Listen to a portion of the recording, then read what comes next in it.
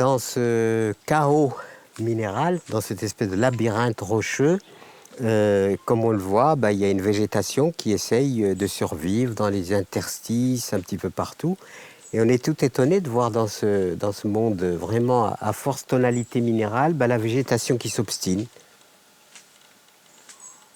On voit là par exemple un arbre qui, on a l'impression qu'il a fait toutes sortes de contorsions pour essayer de s'adapter, de trouver sa juste place, de s'équilibrer par rapport à la roche qui grimpe. Et les deux donnent quelque chose qui est de l'ordre d'une esthétique naturelle.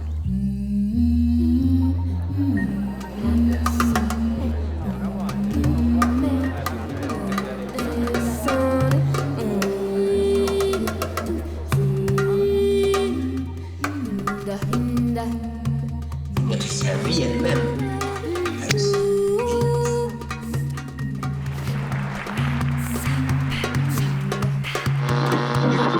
Du Sahara au Cévennes, c'est un gardien de la terre, un ange venu du soleil algérien et coranique, confié au langage voltairien et catholique.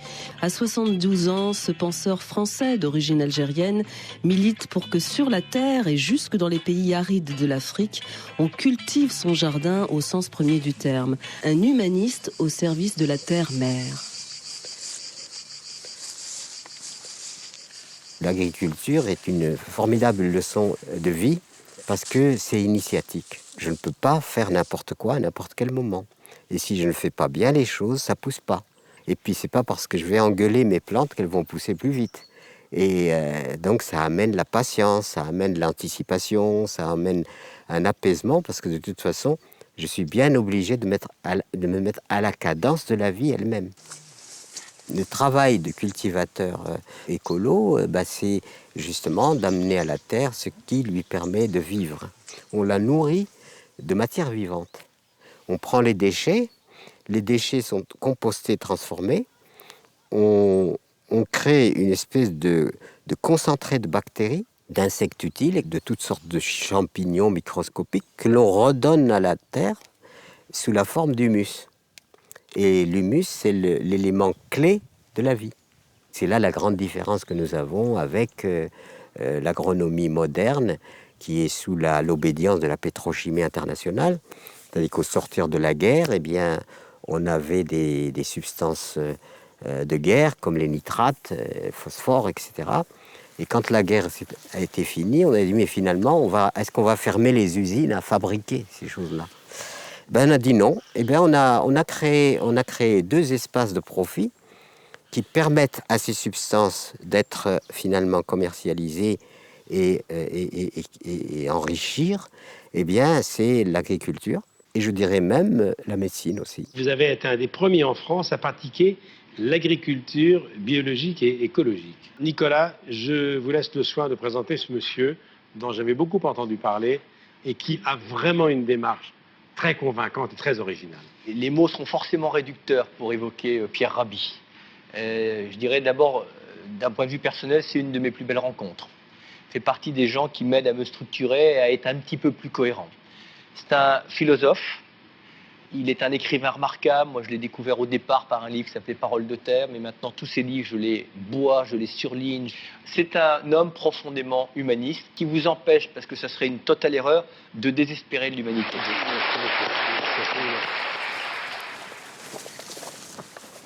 Alors là, on avait des tomates, on avait des haricots, on avait des courges, on avait toutes sortes de... Mais voilà, c'est à l'état. Alors bientôt, je vais enlever tout ça, je vais retravailler le sol et le préparer pour le printemps. Et au printemps, on recommence. Je me réserve évidemment le jardin parce que moi, je dis souvent, mon jardin, c'est pas négociable. C'est quelque chose... je me demande même si je jardinerais pas sur une chaise roulante.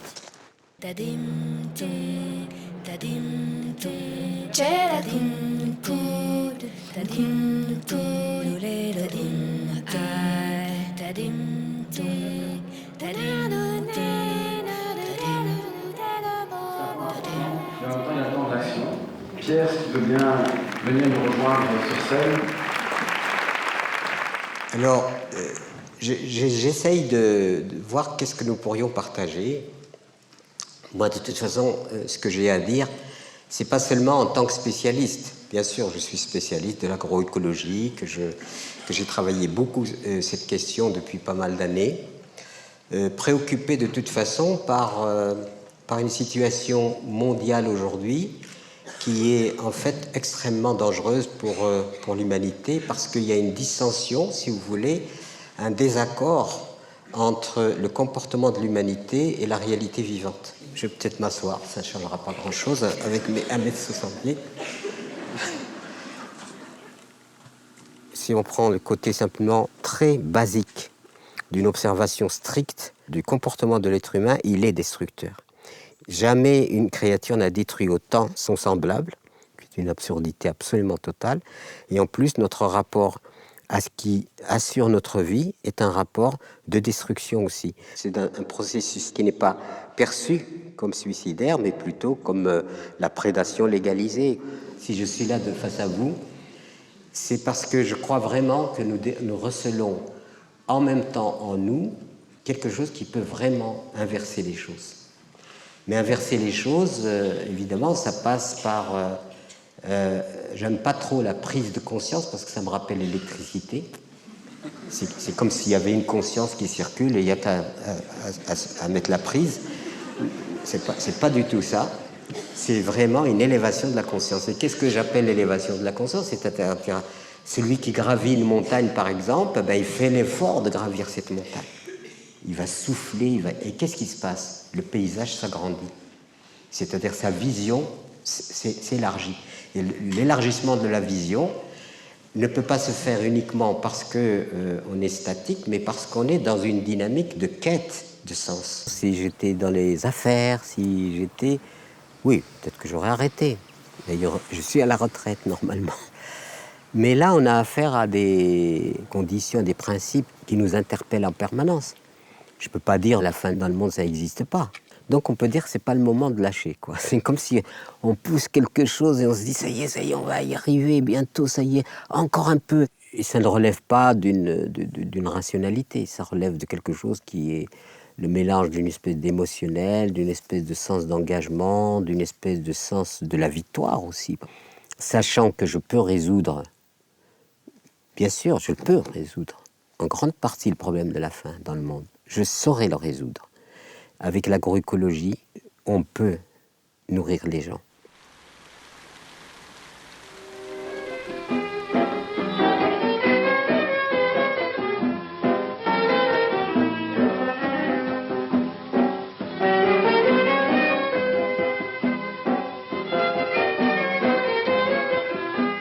Je suis né en 1938 dans une petite oasis du sud de l'Algérie.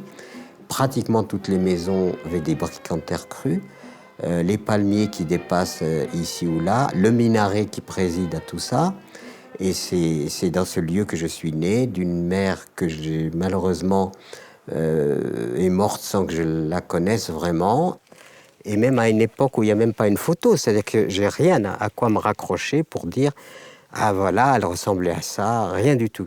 Ça a été le premier traumatisme, évidemment. Puis d'un père dont le métier était forgeron, mais en même temps, il était musicien et poète. Et ce petit lieu tranquille respirait vraiment une espèce d'éternité. Le meilleur souvenir que je puisse avoir, c'est que si je ferme les yeux, c'est quand il y avait des tempêtes de sable. Je me lovais avec ma djellaba au pied du palmier et je pouvais rester des heures à écouter le vent. Cette maigre végétation chahutée, c'est comme si elle dansait et elle chantait en même temps et m'entraînait dans un songe profondément heureux, comme si le temps s'était arrêté. Et voici Kenadza, tête de ligne du Méditerranée-Niger.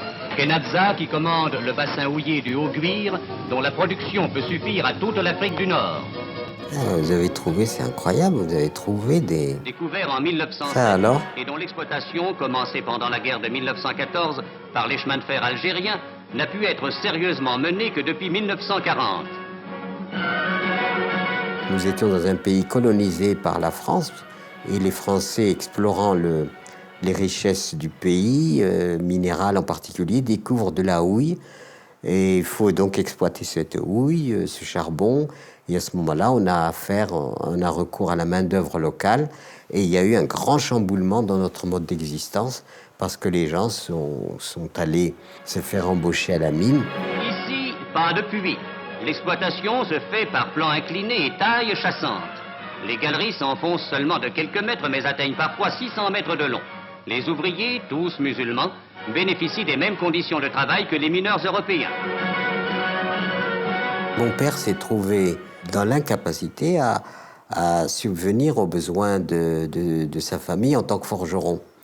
Et donc il a été obligé, lui aussi, donc, de s'inféoder et Moi, je pense que je suis marqué par tout ça. Je vivais ça comme un asservissement parce que mon père, qui était dans une certaine noblesse simple, se retrouve en quelque sorte dans l'asservissement. Et je voyais mon père revenir le soir couvert de poussière de charbon. C'est comme si vraiment on lui avait fait perdre sa dignité. Et c'est peut-être l'une des choses qui a peut-être été pour quelque chose dans mon contentieux avec la modernité.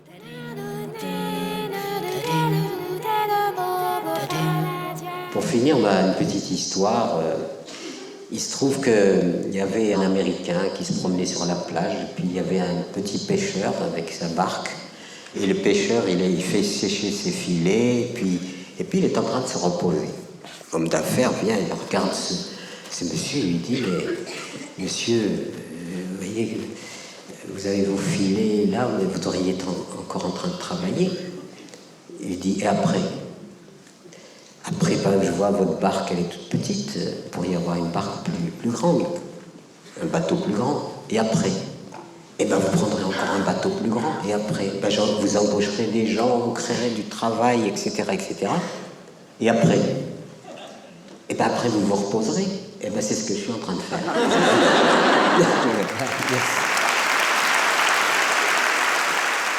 Mon père... voyant la réalité, la modification, l'arrivée du monde moderne, il a été amené à me confier par amour, pour que je puisse n'être pas perdu dans le monde nouveau. Donc un couple un ingénieur et une institutrice français, sans enfants, venant donc travailler dans le pays, et je me suis retrouvé dans cette double culture. C'est vrai que je passais d'un enfant qui courait à pieds nus dans la poussière avec une simple gandoura et probablement peut-être la morve-au-nez, je ne sais pas, au monde moderne avec les brosses à dents et de l'islam au christianisme. Et ma grand-mère lui a carrément fait la guerre, si on peut dire, pour essayer de le dissuader absolument de me confier à des Européens qui étaient aussi, pour elle, des ennemis de Dieu. Donc c'était pas très simple, mais mon père a tenu le coup. Il m'expliquait qu'il fallait que j'aille m'instruire pour devenir quelqu'un, sinon si je ne suis pas instruit, je serais pas grand-chose, je serais un simple mineur au fond d'un trou, etc. Et j'ai toujours été très très touché par son intention, même si cette intention-là m'a évidemment beaucoup fait souffrir.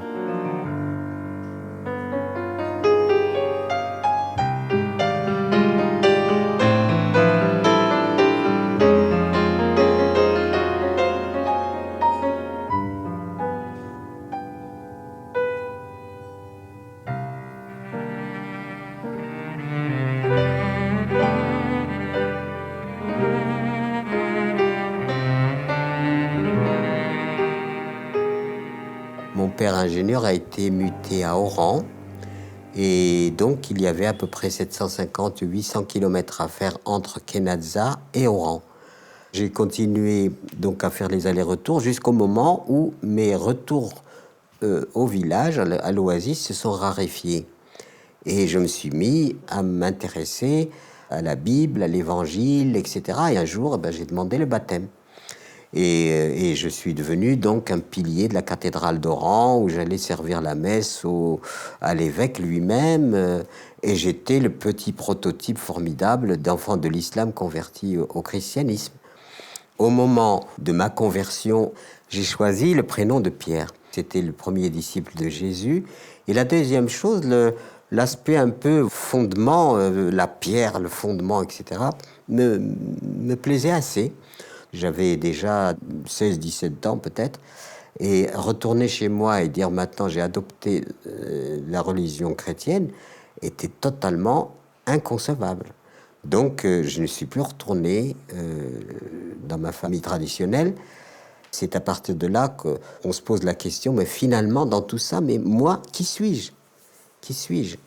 Et à l'heure actuelle, je ne suis ni musulman ni chrétien, et j'ai gardé, en moi probablement les valeurs de l'une et de l'autre. C'est ce qui est très significatif d'ailleurs dans l'aventure humaine, c'est en fait de retrouver l'universalité. Quand on est comme ça bâtardisé, notre conscience est constamment interpellée, et cette interpellation de la conscience nous fait aller de plus en plus vers l'humanisme et nous fait bien comprendre la nécessité finalement de l'unité de l'humanité. Ben moi, j'ai beaucoup entendu parler de Pierre. Ben moi aussi. J'ai lu. On est des frères de conscience. Ma mère, qui a 90 ans, est une admiratrice fervente. Elle était tellement contente qu'on se rencontre.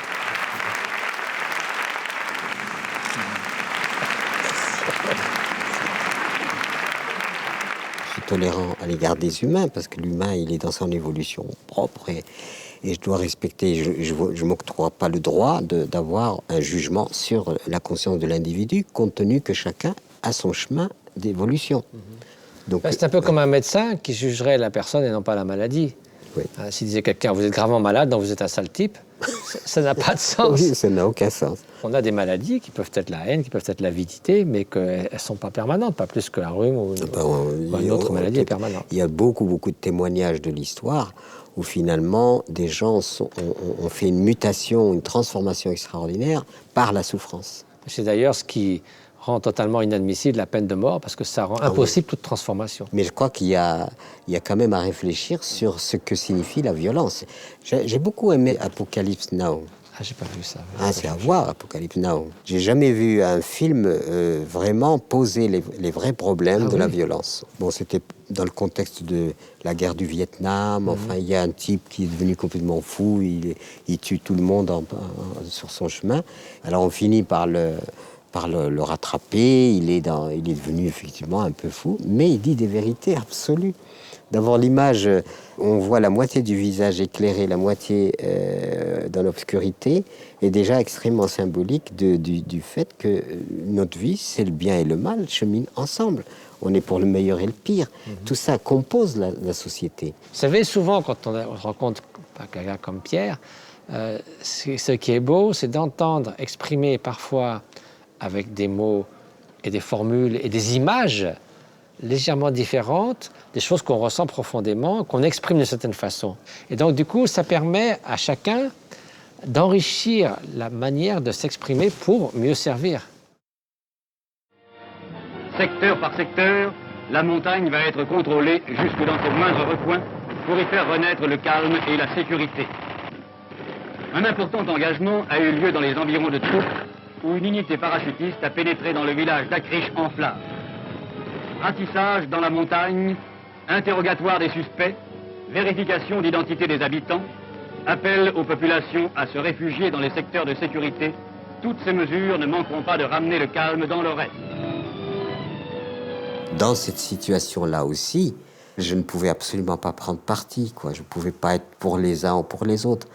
Donc parfois, j'étais considéré comme un traître parce que je ne prenais pas le parti des Félagas, le parti des révolutionnaires, ayant une certaine distance par rapport à la violence, quelle que soit sa nature et quels que soient ses alibis. Dans cet état de tension extrême, mon père adoptif était un gaulliste inconditionnel. Et un jour, je fais une petite remarque très anodine. J'entends le maréchal Juin. Bon, moi, dans mon imaginaire, un maréchal, ça devait avoir une grosse voix, enfin, etc. Puis il avait une voix un peu presque féminine. Et donc, à ce moment-là, je fais cette remarque. Et mon père, sur une pulsion comme ça, disons, irrationnelle, je suis mis à la porte. Voilà. Et c'est comme ça que je me suis retrouvé exclu de mes deux appartenances. Donc c'est On est au-delà de l'exil, là. C'est-à-dire qu'on n'a pas de recours.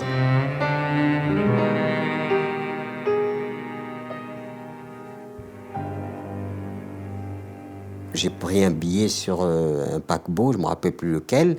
Je ne laissais aucun bien derrière moi, je ne laissais rien de particulier, je laissais simplement une partie de mon histoire.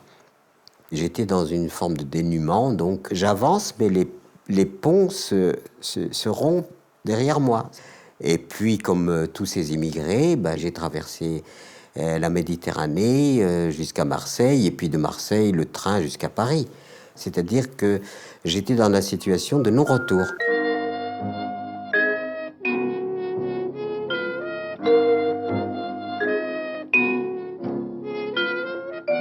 J'arrive à Paris, ma sœur m'avait donné l'adresse d'une directrice d'une école d'infirmières qui avait exercé auparavant en Algérie, et je vais voir cette dame qui, effectivement, me prend un peu en charge et essaye de m'orienter sur une entreprise, Someca, à Puteaux, dans un département de magasin de pièces de rechange dans lequel je suis devenu magasinier.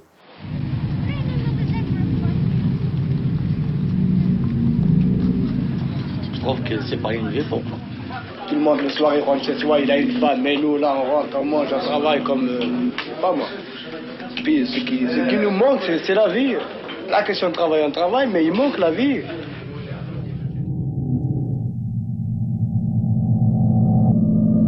Je deviens ce qu'on appelle un OS, ouvrier spécialisé.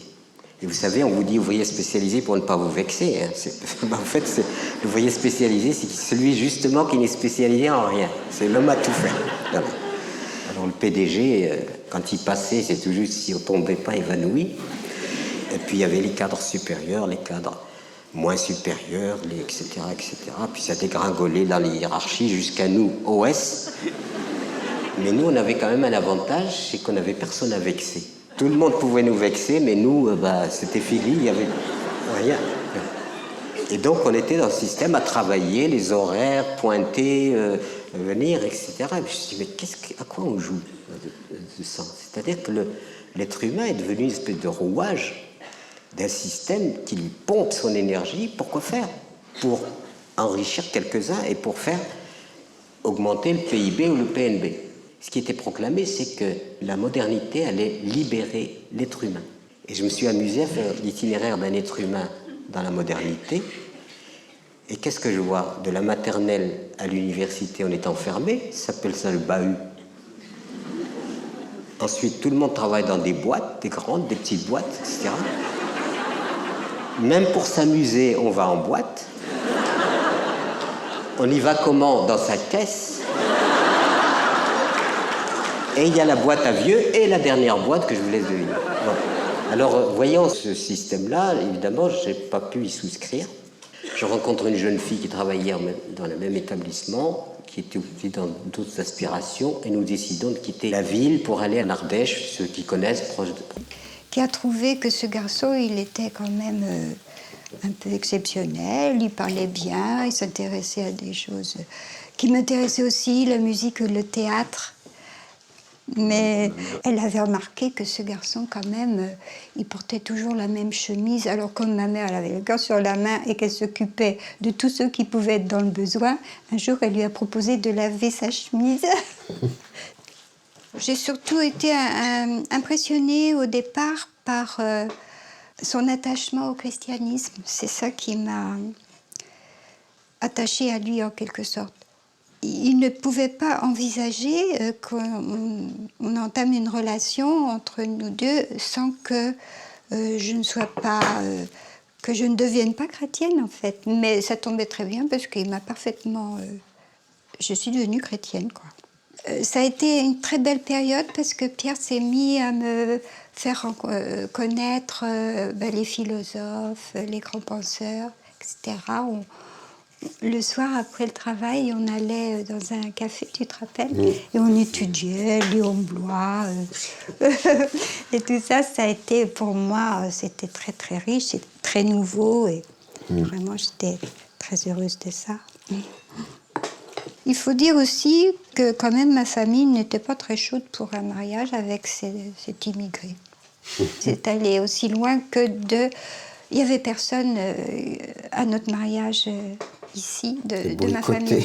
Bah oui. Un mariage boycotté. Même ma mère, elle n'est pas venue non plus.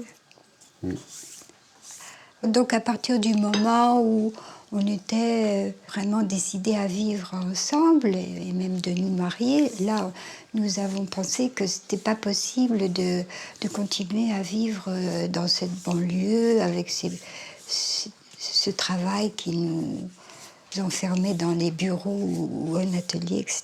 Et c'est là où nous avons décidé de partir. Pourquoi diable voulez-vous vous installer dans un endroit comme celui-là? Il n'y avait pas d'eau, pas d'électricité, pas de téléphone. Le chemin était à peine praticable. Mais quand on a découvert ce lieu, ça a été le coup de foudre. Quand nous sommes arrivés en Ardèche, pour nous, c'était le bonheur. En quittant la ville, nous avons dit, heureux de partir en Ardèche, même s'il le faut, nous ne mangerons que des châtaignes, mais on y va. Aller chercher l'eau au puits, vivre avec la bougie... ça représentait tout ce que nous voulions, quoi. J'étais dans l'enthousiasme et la gratitude d'avoir trouvé ce lieu. Tous ces amoncellements de pierres sont faits de l'épierrement, c'est-à-dire de gens qui, génération en génération, ont travaillé la terre et retiré les cailloux. On faisait des murs de clôture, on faisait des amoncellements pour pouvoir avoir un peu de terre à travailler. Avec certains paysans, on avait des relations très fraternelles, très chaleureuses. Notre singularité disparaissait. Et en même temps, comme nous recevions des stagiaires, des jeunes qui venaient travailler avec nous parce qu'après 68, beaucoup voulaient faire un peu comme nous, quoi. Donc on les accueillait. Le retour à la nature, un rêve caressé par beaucoup, réalisé par peu et réussi par quelques-uns seulement. En ce domaine, l'Ardèche semble être le département d'élection de ceux qui, fuyant la ville et le monde moderne, décident d'effectuer ce qu'il est convenu d'appeler le retour à la terre. Rochebesse, un hameau, presque une ruine, perdu quelque part en Ardèche, à plus de 1000 mètres. Abandonné depuis 10 ans par ses habitants descendus dans la vallée moins hostile, le hameau se mourait lentement. Alors, ils sont arrivés. Pierrot d'abord, de Grenoble, où il était ouvrier. Je crois qu'en fait, on a compris en ville, on a dégusté quand même. Moi, j'y suis resté une vingtaine d'années. Travailler en usine, c'est pas forcément agréable. Travailler à la chaîne, c'est pas forcément agréable non plus. Ici, on s'y retrouve, on est bien. On est paysans dans l'âme, je pense aussi. Imaginez que des gens qui sont bien placés dans la société, qui ont acquis des diplômes, etc., et des considérations, veuillent faire le retour à la terre, c'était quand même un symbole important finalement de la quête du bonheur, quoi, quelque part.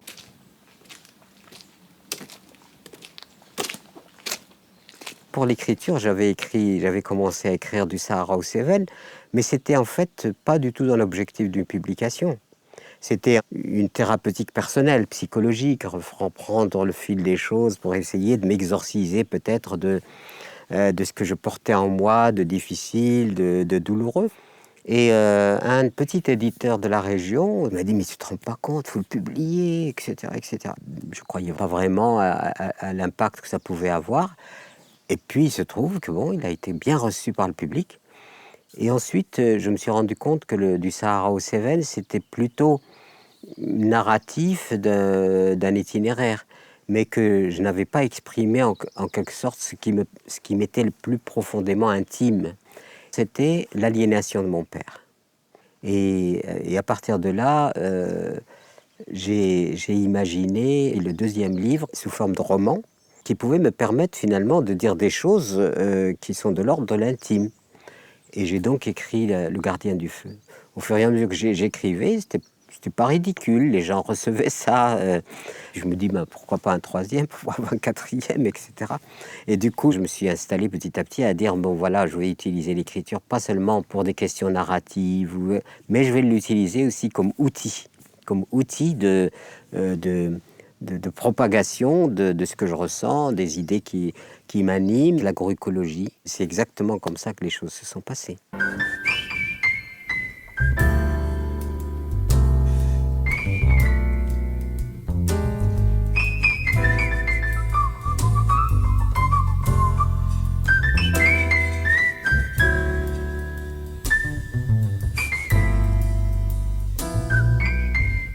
Moi, j'ai été à l'université Pierre Rabhi, parce que je suis tombée dedans quand j'étais petite.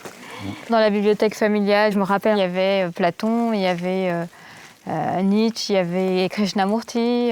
Voilà, moi, Krishnamurti, ça m'a beaucoup parlé. Et ça, c'est toi qui avais vraiment beaucoup de littérature de Krishnamurti.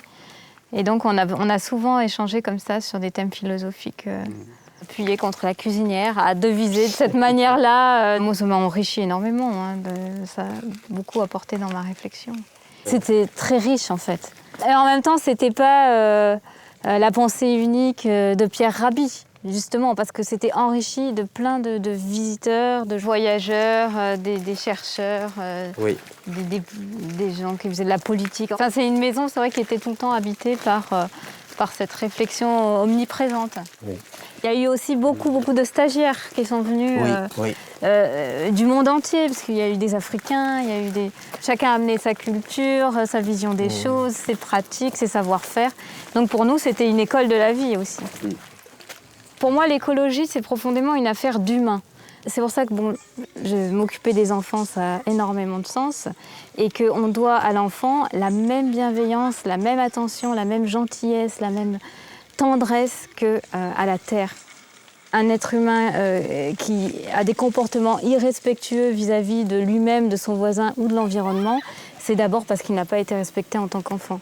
Donc c'est toutes ces valeurs qui s'incarnent et qui vont permettre à l'être de grandir, de se déployer tout à fait harmonieusement le plus possible, va aussi transformer nos sociétés.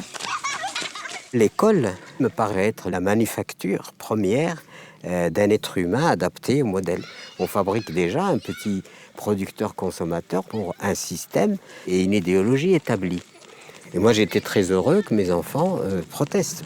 Sophie se rapproche le plus possible de ce dont moi-même je rêvais un peu, les histoires d'oasis en tout lieu, la recréation de lieux sociaux réorganisés sur d'autres critères et d'autres valeurs. Le homme au début est celui qui s'approche le plus de la conception qu'on peut avoir de ce qu'on appelle une oasis.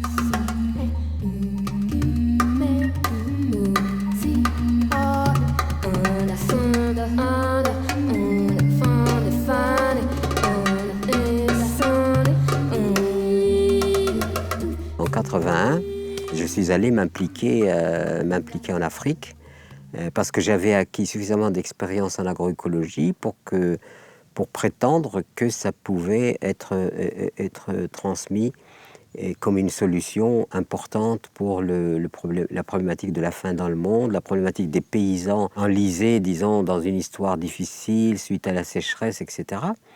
Et puis petit à petit, il y a eu succès de la chose, tant au plan du gouvernement et des agents qu'il me confiait, qu'au plan des paysans que j'aimais vraiment profondément ces êtres. Je ne dis pas que ce sont des saints, mais enfin, ce sont des êtres qui me touchent profondément, vraiment.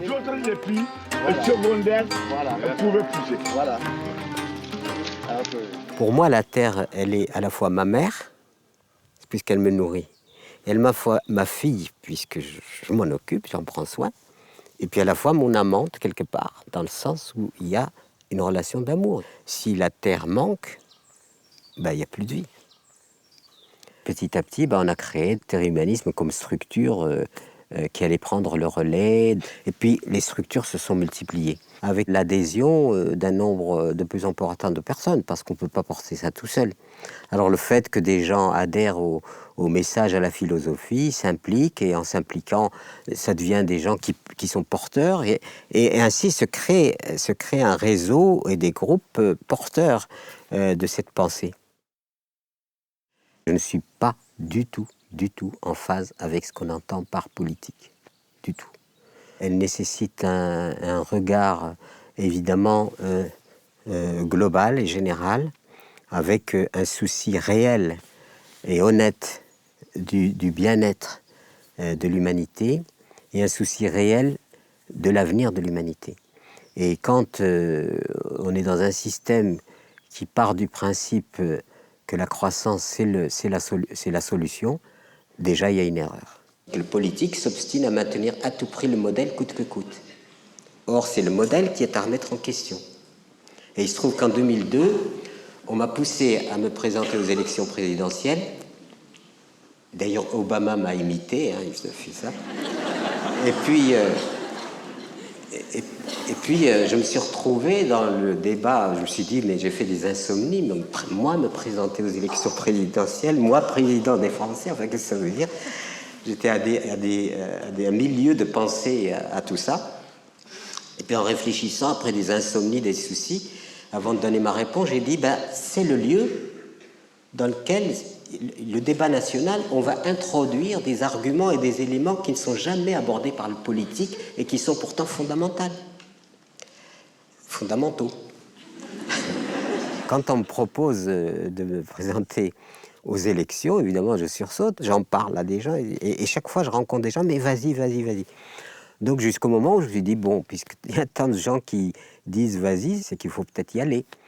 Et alors, on a commencé comme des boy scouts, c'est-à-dire qu'on avait évidemment édité 4 pages qui expliquaient, notre programme politique. Notre slogan, c'était « Appel à l'insurrection des consciences ». Ça, c'était l'élément fondamental, c'est qu'on interpellait les consciences.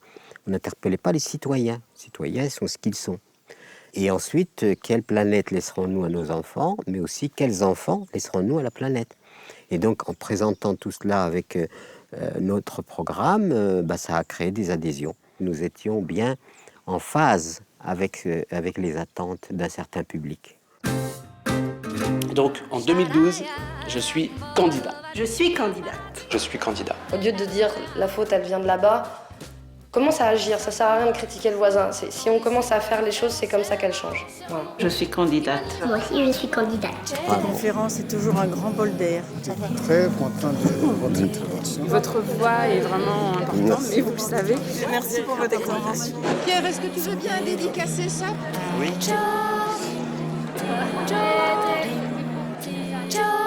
J'accueille l'affection, bien entendu, et je remercie beaucoup.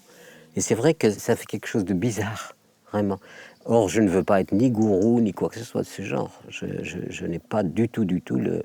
Je dis souvent, Pierre Rabhi, c'est 52 kilos tout mouillé, pour dire que, c'est pas moi sur lequel il faut se focaliser, mais sur... par contre, je suis radical sur les valeurs qui me paraissent importantes. Parfois, il y a même des gens qui viennent en nous disant... Oh là là, la chance que vous avez d'avoir un père aussi extraordinaire et c'est sans doute grâce à lui que vous êtes ce que vous êtes. Avoir un parent connu, je pense que c'est jamais simple. Hein. Des fois, tu partais 8 mois à Gorom, on ne te voyait pas pendant 8 mois. Moi, je me souviens que je pleurais dans mon lit, que c'était dur, ça, de sentir que mon papa, il était pris par des préoccupations qui étaient extérieures aux besoins de l'enfant que j'étais, parce que l'enfant, il aspire à avoir son papa et sa maman dans la maison. Quoi. Enfin, j'ai imaginé un petit peu qu'il y avait une espèce de... que j'étais un peu absous par le fait même que ce que je faisais, c'était pas aller me promener pour me promener, mais que c'était pour essayer de contribuer au bien, quoi. Ouais, après, pour notre réalité d'enfant, le manque, c'est le manque. Mais évidemment, c'est plus facile. La pilule passait mieux du fait que c'était des actions positives et que c'était pas pour simplement par caprice.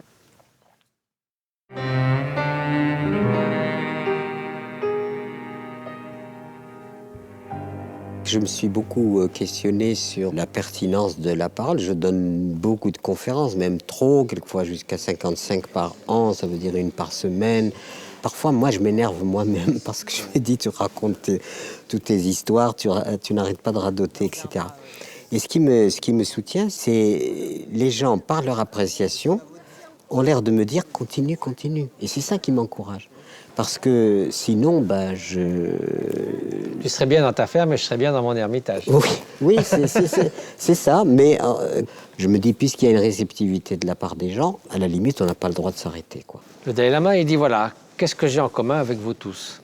Je suis fondamentalement un être humain comme vous. Oui. Il dit, au 2e degré, je suis tibétain. Au 3e degré, je suis moine bouddhiste. Au 4e degré seulement, je suis Dalai Lama, mais ça n'a aucune importance. Ça nous divise, mais ce qui nous unit, c'est notre humanité commune. Absolument. Et j'ai l'impression d'avoir trouvé mes racines auprès d'un maître spirituel et de ces racines-là, de les transporter avec moi finalement où que je sois. Je n'ai pas de maison, je n'ai pas de voiture, je n'ai pas vraiment de propriété. J'ai un petit ermitage, mais il appartient au monastère. Et c'est vrai que quand je suis dans mon ermitage, j'ai l'impression d'être chez moi dans le sens que je suis au cœur de mes préoccupations et d'essayer de devenir un meilleur être humain pour pouvoir après mieux servir à autrui. Évidemment, quand on a des enfants, par exemple, à ce moment-là, on a des êtres qui nous sont confiés. Eh oui. Ils nous font obligation quand même de les nourrir, de les entretenir. C'est pour ça que le moine, évidemment, a cette liberté qui est purement un choix, qui n'est pas de l'égoïsme, mais qui est simplement un choix. C'est tout, il n'y a pas de comparaison à faire, rien du tout. C'est simplement que ça nous entraîne, évidemment, dans être dans le monde, et donc ces vies qu'on nous a confiées, il faut aussi qu'elles perdurent. Absolument. Je suis engagé en ce moment férocement dans les problèmes de la faim dans le monde, parce que j'ai vu des enfants naître et agoniser tout doucement de faim. Et même si ces enfants finissent à un moment par s'en sortir parce qu'on les a secourus, ils sont lésés à vie. Parmi tout ce qu'il a créé, initié, il y a ce réseau, vous connaissez peut-être, Colibri, qui est vraiment une invitation aux citoyens à se mettre en avant, à marcher, à faire quelque chose, à prendre leur destin en main. L'histoire dit qu'un jour, il y a eu un grand incendie de forêt. Tous les animaux étaient atterrés, découragés, ne pouvant plus bouger, etc.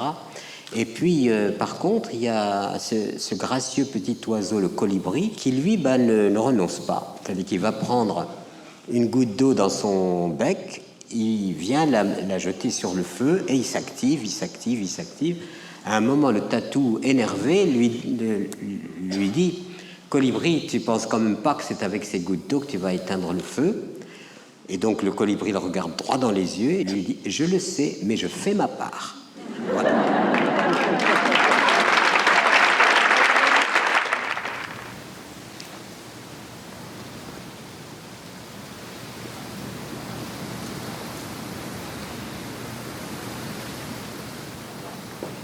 C'est marrant, je regarde les photos. Non. Oh là là! Oh, mais c'est beau! Ça fait combien de temps? La dernière fois qu'on s'est vu, c'était à la mise en route de Colibri. Ouais, de Colibri, c'est ça, de la fondation. Donc ça remonte à longtemps. Oui. Et je me souviens, la première rencontre, j'étais très émue, parce que pour moi, c'était vraiment rencontrer une de mes idoles. Et le fait de me demander pourquoi, parfois, je prenais la parole par rapport à telle ou telle chose au-delà de mon métier et de commencer à vraiment me poser la question, est-ce que ça sert à quelque chose? Et j'en suis venue à la bête conclusion que ça servait pas à grand-chose, mais qu'il y a quelque chose qui pouvait servir, c'était justement d'être un vecteur.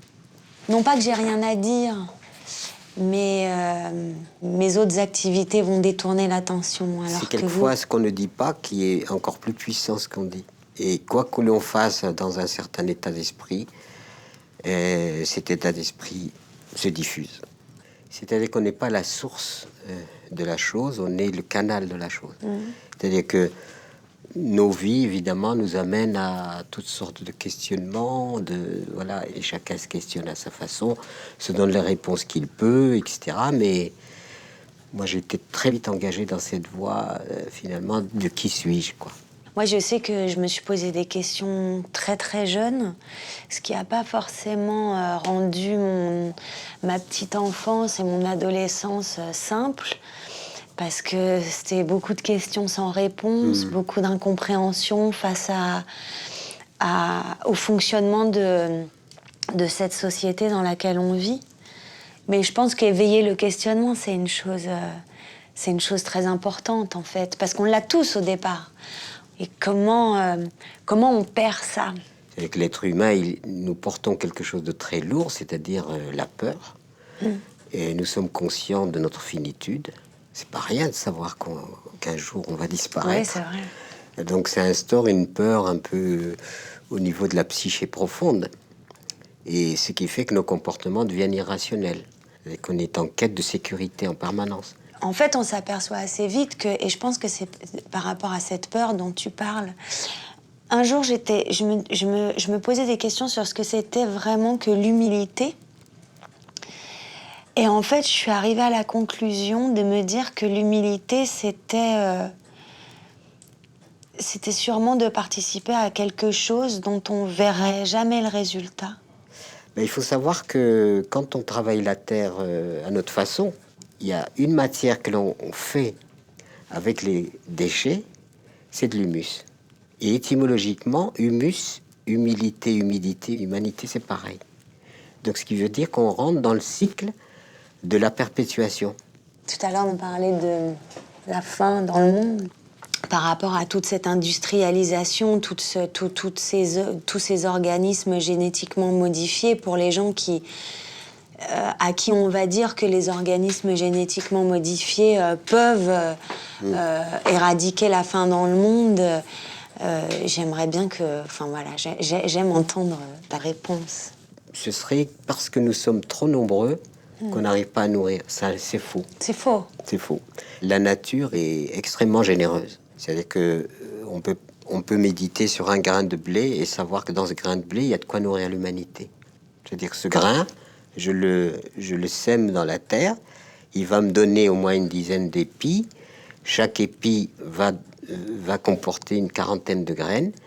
La multiplication est absolument infinie. Alors, on se pose la question, pourquoi la faim dans le monde ? Préserver la vie, protéger la terre, c'est ce que tu partages. Et moi, ça me fait du bien de te lire. La première chose qui me vient à l'esprit, c'est une empreinte de vie. Je dirais ça, une empreinte de vie. Merci, ma chérie.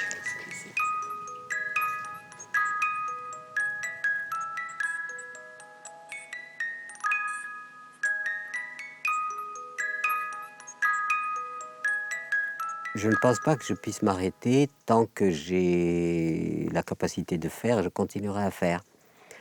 Maintenant, il s'agit, j'espère, être entouré de gens qui auront pitié de moi si jamais je me mets à dérailler, quoi. C'est parfois, je me dis, tu n'es pas à l'abri de dérailler, parce que tu peux être là-dedans, voilà, l'entonnoir sur la tête. Il faut quand même qu'il y ait des gens charitables qui me disent, écoute, bon, calme-toi, enfin, voilà, reste tranquille, etc. Parce que par moments, on est tellement dans ce brassage des idées, des philosophies, on est tellement actif dans cette pensée que je me pose la question, est-ce que je suis toujours aligné, est-ce que je suis toujours dans ce qui est juste et vrai, ou est-ce que je suis en train de sortir de là? Les rumeurs et les nouvelles du monde nous révèlent chaque jour les souffrances et le désarroi de l'humanité. On ne sait pas où on va, mais on y va, disait Fournier. Plutôt que percevoir la planète Terre comme une magnifique oasis prometteuse de tout ce qui peut réjouir le corps, le cœur et l'esprit, nous l'avons ravalée à un gisement de ressources à épuiser jusqu'au dernier arbre, au dernier poisson, un champ d'égorgement, un hypermarché où les poisons détruisent la vie. Le temps de la vraie lucidité est venu. Un monde digne de l'intelligence est venu et nous pouvons le réaliser. C'est à cela que j'ai voué mon existence.